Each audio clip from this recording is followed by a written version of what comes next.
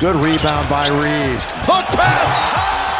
Oh! LeBron! The NBA was ridiculous last night. The Joker playing soccer, Grandpa dunking over people, and a pair of intriguing shoes are some of the headlines, but we gotta start with the Derby of New York. The Knicks came to Brooklyn as the heavy favorites and held a double-digit lead throughout most of the game, but in the fourth quarter, the Nets got into a little groove. Accelerates.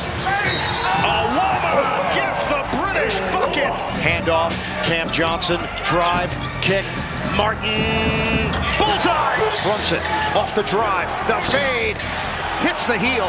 Johnson loops it ahead, caught by Johnson. It's Johnson and Johnson. Out of the blue, Brooklyn goes on a 13-2 run and takes over the lead. Johnson lost it for a moment. Keon Johnson, yes! Nets go in front by one. The Knicks continued to struggle offensively as they went scoreless for 5 full minutes. Fortunately, their solid defense core helped them withstand a few Nets attacks. So, Towns finally stops the bleeding for New York. Bounce it inside, turn, and score for Towns. And here comes a stretch where Brooklyn's only points came from the free throw line, while Brunson was putting on a clinic. 20 points, 10 assists, D'Angelo Russell. Brunson cans it. Big bucket to put the Knicks up by one. Hart with the rebound. Get it ahead. Brunson drives and scores. The help with a screen. Brunson, step back, got it. There are 3 things that I believe in: hard work, discipline, and Brunson's mid-range. The Knicks fans would get even louder on the next possession because with 1 minute to play, up ahead, Hart attacking, rising up for the jam. it's a 5-point game with less than a minute to go, and the Nets are desperate for a bucket when of a back-to-back, they are finding a way here if they can close this out. Russell, it's a 3. D'Angelo, the Revenant, nails a huge 3 to close the gap to just 2 points. On the other end, Jalen couldn't hit the floater over 3 defenders, giving the home team a chance for the lead. Cam Johnson gets a pretty good look actually, but fails to hit the shot, so Josh Hart calls a timeout while falling out of bounds. And I was so thankful for his presence of mind. Regardless, Brooklyn fouled Brunson, who sank both shots to secure a 2-possession lead, sealing their 9th straight win in the Battle of New York.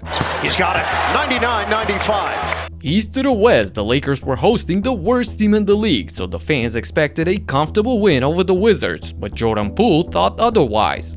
Lakers looking for their 15th win here at home. That'll count if it goes. And it goes. Jordan Poole. Part of a double out front. Poole launches. And a splash for him. Jordan Poole, with a couple of flashy plays at the start, shocks LA crowd by putting Washington up early, so this has to be a death match till the end. No. Jokes aside, this was the one and only Wizards lead, as the Lakers started dominating ever since, and expectedly so. Lakers live. What a play. Starting with Reeves. A nice little lob to AD. Kispert, he's played very well against the Lakers, but that's a block by Davis. Get it out of here. Oh, look at this play by Davis. One-hand jam. Anthony Davis showed up ready to play right from the jump, being very aggressive on both ends, posting a monster stat line of 29 points, 16 rebounds, 5 assists, and 4 blocks in this game. It was showtime all over again in Los Angeles, with LeBron throwing lobs, swishing threes, and in the middle of the second quarter, he decided to shock the world again. Good rebound by Reeves. Hook pass. Oh! LeBron! Count it! LeBron, flex a little bit for me. Yeah, we know you're strong. James rains down on Valanciunas for the alley-oop and 1 slam. This was nothing short of spectacular, and Finney-Smith wasn't bad either, as he had 4 of 6 from downtown for 16 points in this one, following my critics after the Clippers game. Dorian Finney-Smith. Well, this is what they got him for. So, with the Lakers up big and LeBron getting to his 21 points, 13 assists, and 10 rebounds, which made him only the second 40-year-old since Karl Malone to achieve a triple-double, he immediately asked for a substitute. Oh, there it is. Triple-double. There it is. Now he looks to JJ. Get me out of here.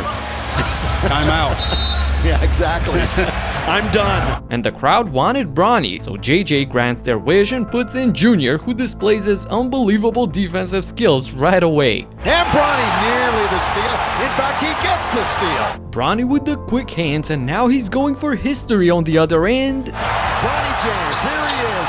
Follow-away jumper. Not there. Wow, you can hear the oohs and ahs. The crowd was ready to explode if he got this one to drop, but unfortunately he remains scoreless at home. Anyway, Nikola, I don't need the fourth quarter. Jokic continues to make history because for the Nuggets, back and forth they go. Westbrook to Jokic, who leaves it for Brown. in a game where Joel Embiid was missing yet again, not showing up in Denver since 2019, Jokic messed around and got his 19th triple-double of the season with 27 points, 13 rebounds, and 10 assists on 67% from the field, and all of that in 30 minutes on the court. Really has paid off as Porter Jr.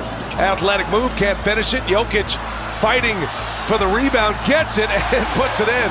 And there's that touch by Jokic. Look at this, with four guys around him. Jokic just persistence. The Nuggets pushed the pace and tied a season high for points, outscoring the Sixers 39-7 on the fast break. Break layup off a made three. Steal by Westbrook, another bucket in transition. And this is just masterful by Nikola. The starters are going to get. Oh, there in it the is. second half. Jokic up top for Gordon.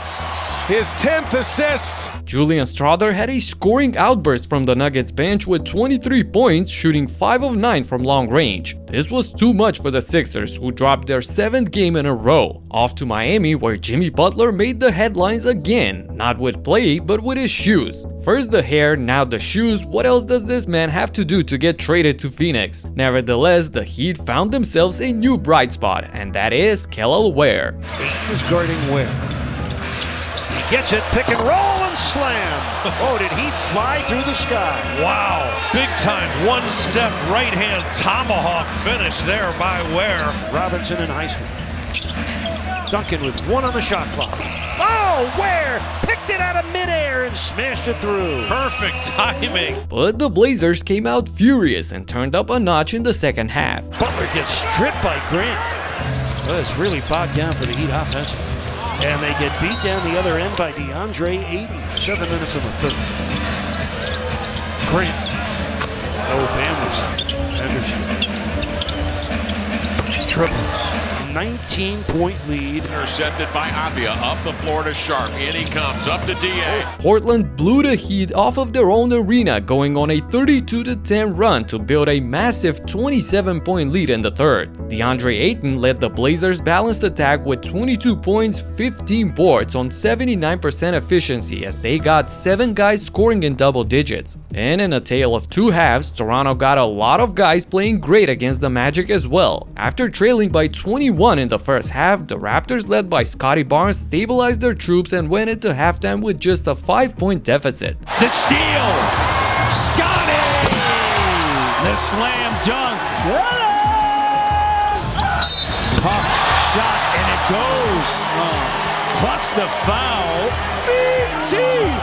Big time move right there. So in the third quarter, with the momentum swinging in their direction, Grady Dick gets everybody on their feet with this. Grady with the throwdown. Grady with the poster jam on Da Silva puts the Raptors up by 9, a lead that they would only continue to build upon all the way up to 22 in the fourth. Things aren't looking good for Orlando, who lost their 4th game in a row, and things were looking ugly for Anthony Edwards just yesterday as he got an unpleasant deja vu. I broke down everything in this video, so click right here and check it out. Talk to you in the next one. Peace out.